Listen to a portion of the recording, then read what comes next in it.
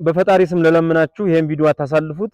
ሲሆን ለነዛ መርዛሞች ለነዛ ክፉዎች ኮፒ ሊንክ አድርጋችሁ አድርሱማ። ትላንትና ሀጂ ሙፍቲ ስርዓተ ቀብራቸው ሊሆን ሲሸኙ አቡነ ማትያስ እንደዛ አለቀሱ ካንጀታቸው። ለራሳቸውም ለሀጂ ሙፍቲም ነው ያለቀሱት። ምን ገብቷቸው ምን አውቀው ይመስላችኋል? ሀጂ ሙፍቲ የተናገሩት ሰውን መሆን ይቀድማሉ ወይም ሰውነት ይቀድማል ብለው የተናገሩትን ስለሚያውቁት ነው። ሰው መሆን ከሃይማኖት፣ ከብሔር፣ ከጎሳ፣ ከማንነት በፊት ምንነት ይቀድማል። ሰው መሆን ይቀድማል። ይሄ የሀጂ ሙፍቲ ንግግር ነው፣ የኔ አይደለም። ሀጂ ሙፍቲ ትላንትና መከሩ፣ አልሰማቸዋል። ይሄ ሁሉ መከራ መጣብን። አሁንም ደግሞ ነገ የሚመጣብንን ነግረውን ነው የሄዱት። ደግ ነበሩ፣ ሸዳ ነበሩ፣ ቅን ነበሩ። እውነተ ከዚህ አብሮ እየበላ አብሮ እየጠጣ እየተወፋፈቀ እየተነፋፈቀ ከሚኖር ማህበረሰብ ከወሎ የወጡ ሙስሊምና ክርስቲያኑ እርስ በርስ ተባብሮ አብሮ እየደገሰ አቅም ሲያጣ እየተባበረ አብሮ ቤተክርስቲያን እየሰራ ሙስሊሙ ጋር አብሮ መስጊድ እየሰራ ክርስቲያኑ ጋር ቤተክርስቲያኑ ለመስጊዱ እያዋጣ መስጊዱ ለቤተክርስቲያኑ ብር እያዋጣ አብሮ በፍቅርና በአንድነት ሲኖር የዛን ጊዜ ሀገራችንም ገነት ነበረች። አሁን ግን ራሳችን በራሳችን አበላሸ ነው። አቡነ ማትያስ እንደዛ ሲያለቅሱ ውስጣችን የተነካው ለምንድን ነው? ወይም እሳቸው ሲያርፉ ሀጂ ሙፍቲ ውስጣችን የተረበሸው ውስጣችን የተሰማው ለምንድን ነው? ምክንያቱም በውስጣችን የአባትነት ጸጋቸው የአባትነት ልካቸው ስላለ ነው። ምን አይነት አባት እንደሆኑ ስለምናውቅ ነው። ይሄን ለማወቅ ሙስሊም መሆን አይጠበቅብንም። ይሄን ለማወቅ ዘመድ ወገን ቤተሰብ መሆን አይጠበቅብንም። እሳቸውን ዝም ብሎ በማየት ብቻ አለባበሳቸውን ግርማ ሞገሳቸውን በማየት ብቻ ሀጂ ሙፍቲን ማወቅ ይቻላል። የሀገር አድባር የሀገር ግርማ ሞገስ የነበሩ አባት ናቸው። አቡነ ማትያስ አለቀሱላቸው። ካንጀታቸው ነው ያለቀሱላቸው። ውስጣቸው ተግባብቷል። ውስጣቸው ላይ የሚተዋወቁት ነገር አለ። እንደ መንፈሳዊነት አባትነት ሳይሆን እንደ ኢትዮጵያዊነት እንደ ሰውነት የተግባቡበት ነገር አለ። እኛ ግን አልገባንም። ይሄ እንደውም በሞታቸው ላይ የቀለዱም ነበሩ። ሰው የውሸት አይሞትም፣ የእውነት ነው የሚሞተው። የእውነት ሲሞት ፈጣሪ የእጁን ዋጋ ይሰጠዋል። ሙስሊም ስለሆነ ክርስቲያን ስለሆነ አይደለም። መጀመሪያ ሙስሊምና ክርስቲያን እርስ በርስ ሲበዳደል ፈጣሪ የሚሰጠው ቅጣት ስለ ሙስሊምነቱ ስለ ክርስትናው ሳይሆን ስለ ሰውነቱ ነው። ያጠፋ በሱ ላይ ጥፋት ይደርስበታል። ያሾፈ በሱ ላይ ሹፈት ይደርስበታል። በሰው ላይ የቀለደ በሱ ላይ ይቀለድበታል። ይሄ ዘበት አይደለም። ይልቅ የምታምረውን ውቢቱን ውዲቱን በመዋደድና በመፈቃቀር እርስ በርስ በሸዳነት ያኖሯትን ሀገራችንን ኢትዮጵያን አትበክሉብን፣ አታበላሹብን። በፈጣሪ ከዚህም በተጨማሪ ልናገረው የምፈልገው እኔ ሙስሊም ሆኜ እስልምናዬን ብገልጽ ክርስቲያኑ ላይወድልኝ ወይም ሊጠላው ይችላል። ወይም ደግሞ እኔ ክርስቲያን ሆኜ ክርስትናዬን ብገልጽ ሙስሊሙ ላይወደው ይችላል የሚለውን አስተሳሰብ ማን ያመጣው? በመሰረቱ ይሄ አስተሳሰብ የመጣው ጠባብነት እየሰፋ ከመጣ በኋላ በተለይ ሴኩላሪዝም የሚባለው ወይም ደግሞ ኒውትራል ከምንም ሃይማኖት ምንም አይነት አለመገኘት ወይም ምንም አይነት ሃይማኖታዊ ነገሮችን አለማሳየት ከሚለው እሳቤ ከሴኩላሪዝም እሳቤ የመጣ እንደሆነ ይታወቃል። ነገር ግን የኢትዮጵያ ሕዝብ እንደዛ አይደለም። ሙስሊም ሆኖ ጥሩ ክርስቲያን ሲያገኝ ደስ ይለዋል። ክርስቲያን ሆኖ ጥሩ ሙስሊም ሲያገኝ ደስ ይለዋል። ቅን የሆነ ክርስቲያን ሲያገኝ ለምሳሌ ክርስቲያኑ ሙስሊሞችን እነዚህ ሐቀኞች ናቸው ብሎ ነው የሚያስበው። የሰው ገንዘብ አይወዱም አይፈልጉም ብሎ ነው የሚያስበው። እንደውም ሁላ ክርስቲያኑ ክርስቲያን ቦታ ላይ ከመግዛት ወይም ደግሞ ክርስቲያን ቦታ ላይ እቃ ከማስቀመጥ ይልቅ የሙስሊም ሰዎች ጋር ወስዶ ማስቀመጥ ደስ ይለዋል። የሰው ሐቅ አይነኩም ብሎ ስለሚያስብ እንደዛም ስለሆኑ ማለት ነው። በትክክልም በእውነተኛው በሐቀኛው እስልምና ያሉት እስከዛሬ የምናውቃቸው ኢትዮጵያን ከዚህ ያደረሱት ሙስሊሞች ከክርስቲያን ጋር ሆነው እነዛ እውነትም በሐቅ የሚኖሩ ሙስሊሞች ናቸው። ስለዚህ ክርስቲያኑ ራሱ ከራሱ በላይ የሚያምናቸው ሙስሊሞች አሉ። ሙስሊሙም እንደዚሁ ከራሱ በላይ የሚያምናቸው ክርስቲያኖች አሉ በመዋደዳቸው። እስካሁን ድረስ እኮ ሙስሊም ምን ይላል ክርስቲያኖችን እንዴ ይቺ ጿሚ ናት ቤተክርስቲያን ትሄዳለች ትመጣለች በጣም ጎበዝ ጠንካራ ክርስቲያን ናት ይላል። እናቶቻችን እኮ ሙስሊም ሲጾም እስከዚህ ሰዓት ነው የሚጾመው ይቆያል እስከ ማታ ድረስ ሲባሉ ደረታቸውን እየደቁ እያዘኑ ነው።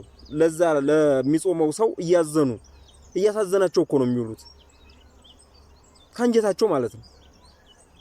እናቶቻችን አባቶቻችን በተለይ ገበሬ ሆነው የሚኖሩት በተለይ ባላገር የምንለው እኛ ዛሬ ስድብ ያደረግ ነው ባላገር ይሆን እንደኛ በትምህርት ውስጥ መጥፎ አስተሳሰብን ያልተሸከሙት እነሱ እንዴት ብለው እንደሚኖሩት እንዴት እንደሚያውቁት እንዴት ብለው ክርስትናቸውንም እስልምናቸውንም እንደሚያውቁት ጠጋ ብሎ መጠየቅ ይቻላል ይናገራሉ። ጥሩ ክርስቲያን መኖሩ ለሙስሊሙ እረፍት ነው። ጥሩ ክርስትናውን በትክክል የሚተገብር መሆኑ እዛ ማህበረሰብ ውስጥ ሌባ አይፈጠርም፣ ውሸታም አይፈጠርም፣ መጥፎ ሰው አይፈጠርም፣ ተንኮለኛ አይፈጠርም፣ ክፉ ቀመስ የሆነ ነገር ሸረኛ የሆነ ሰው እዛ ውስጥ አይፈጠርም። ለክርስቲያኑ ጥሩ እስልምናውን የሚፈጽም እስልምናውን የሚወድ ሙስሊም ማግኘቱ እረፍት ነው። ምክንያቱም እስልምናውን ሲተገብር ከእስላሙ መካከል ወንጀል የሚሰራ ክፉ የሚሰራ መጥፎ የሚሰራ አይገኝም። ኢትዮጵያ ህዝብ አሁን ለምሳሌ ጥሩ ክርስቲያን ከሆነ ሙስሊሙ ይሄን ክርስቲያን የማይወድበት ምንም አይነት ምክንያት የለም። ወይም ጥሩ ሙስሊም ከሆነ ክርስቲያኑ ይሄን የማይወድበት ምንም ምክንያት የለም። ስንቶች አሉ አሁን እዚህ ቦታ ብለን የምንጠቅሳቸው እኛ ክርስቲያን ብለን ከምንቀርባቸው ወይም እኛ ሙስሊም ብለን ከምንቀርባቸው የኛ ናቸው ከምንላቸው ሰዎች በላይ ደግነታቸው፣ መልካምነታቸው፣ ቅንነታቸው ሃይማኖታቸውን ረስተን የኛ ሃይማኖት ተከታይ እስኪመስሉን ድረስ በደግነት የሚሄዱ ስንቶች ቅኖች አሉ። ስንቶች ደግ መሆን እኮ ማንንም አይጎዳም። ስለዚህ የኢትዮጵያ ሙስሊም ጥሩ ክርስቲያን ይወዳል፣ የኢትዮጵያ ክርስቲያን ደግሞ ጥሩ ሙስሊም ይወዳል። ምንም ይሄ ጥያቄ የሚፈጥር ነገር አይደለም። አሁን እየተፈጠሩ ያሉት በየማህበራዊ ሚዲያው እየተነገሩ ያሉት እየተወሩ ያሉት ክፉ አስተሳሰቦችና ክፉ አካሄዶች ክፋት የተጠናወታቸው ነገሮች በእኛ መካከል እየፈጠሩ ያሉት ነገር ምንድነው? ልክ ሙስሊሙ ክርስቲያኑን እንደሚጠላ ክርስቲያኑ ሙስሊሙን እንደሚጠላ አድርገው ነው። ይሄ እንደዛ አይደለም። ግን መሬት ላይ ያለው ማወቅ ነው። ማህበራዊ ሚዲያ ላይ ያለው ያ ነው። ተጋድሎ፣ እርስ በርስ መጋደል፣ እርስ በርስ መጨፋጨፍ ነው። መሬት ላይ ያለው ግን ሌላ ነው።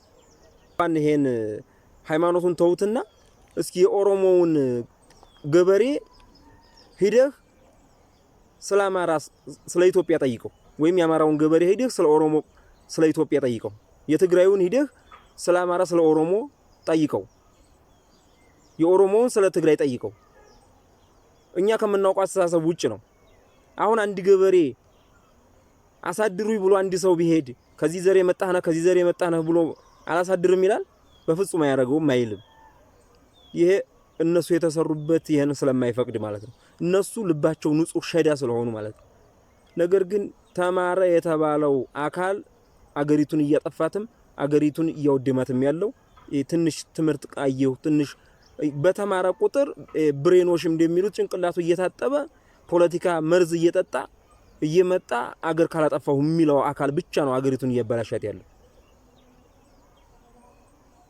እኔ ካሰብኩት ውጭ ሊሆን አይገባም፣ የኔ ብቻ ነው መደረግ ያለበት፣ እኔ ማረግ ያረኩት የምፈልገውን ብቻ ነው ማረግ መቀበል ያለባችሁ፣ እኔ ማረገውን የማትቀበሉ ከሆነ ስለዚህ እኔ እናንተን አጠፋችኋለሁ አይነት አካሄድ እየሄደ ያለው የሚባለው አካል ነው። ልክ ባለፈው በአንድ የቴሌቪዥን ፕሮግራም ላይ የተማረ ይግደል ብለን ነበር፣ የተማሩት እየገደሉን ነው እንዲያለው ማለት ነው። ስለዚህ አትሳሳቱ። እስልምናህን በመግለጥህ ክርስቲያኑ አይከፋብህም፣ ክርስትናህን በመግለጥህ ሙስሊሙ አይቆጣብህም። ግን ክርስቲያኑን ለማጥፋት ሲል የሚገለጥ እስልምና ሙስሊሙን ለማጥፋት ሲል የሚገለጥ ክርስትና በፍጹም ተቀባይነት የለውም። ይሄ ነው እኛን ወደ ብጥብጥ እየወሰደንና እየጎዳን ያለው። ሐሳቤ ግልጽ ሆኖላችኋል ብዬ ተስፋ አደርጋለሁ። እንግዲህ ሁላችንም እውነታንና ሐቅን ተከትለን መድረስ ወዳለብን መዳረሻ እንድንሄድ ሃይማኖታዊ የሆነውን ማክበር ግዴታችን ቢሆን ደግሞ ኢትዮጵያዊ የሆነውን ነገር ደግሞ የመጠበቅ የማክበር ግዴታም እንዳለብን መዘንጋትና መርሳት የለብንም። ከነ ሀጂ ሙፍቲ የምንማረው ይሄን ነው። ከቅንነታቸው የምንማረው ይሄን ነው። እንዲሁም ደግሞ አመታቸው ሊከበር ነው። የአባ መፍቀሬ ሰብ የደሴው ሰው ሳይለዩ ዘር ሃይማኖት ሳይለዩ የሚወዱት እና የሚወደዱት የሳቸው። ስለዚህ አሉ በጣም በርካታ ሃይማኖት ዘር ምናምን ሳይገድባቸው ለእውነትና ለእውነት ብቻ የሚሞቱ ኢትዮጵያዊ እውነትን የሚቀበሉ ያሉበት ሀገር ነውና ይችን ሀገራችንን ፈጣሪ እስከመጨረሻ ያጽናልን። አመሰግናለሁ። ከዚህ ጋር በተያያዘ አርብ ማታ ዝክረ መፍቀሬ ሰብ ወሀጂ ሙፍቲ የሚል የኪነ ጥበብ ምሽት ይኖረኛል ከ30 ወይም ከ20 ደቂቃ ያልበለጠ። በዚህ ፕሮግራም ላይ ቲክቶክ አካውንቴ ውስጥ ገብታችሁ ባዮ ላይ ታገኙታላችሁ ዩቲዩብን ሊንክ፣ በዛ ገብታችሁ ማታ 3 ሰዓት ላይ እንድትመለከቱልኝ በፈጣሪ ስም እጠይቃችኋለሁ። አመሰግናለሁ። ተመልሼ እመጣለሁ።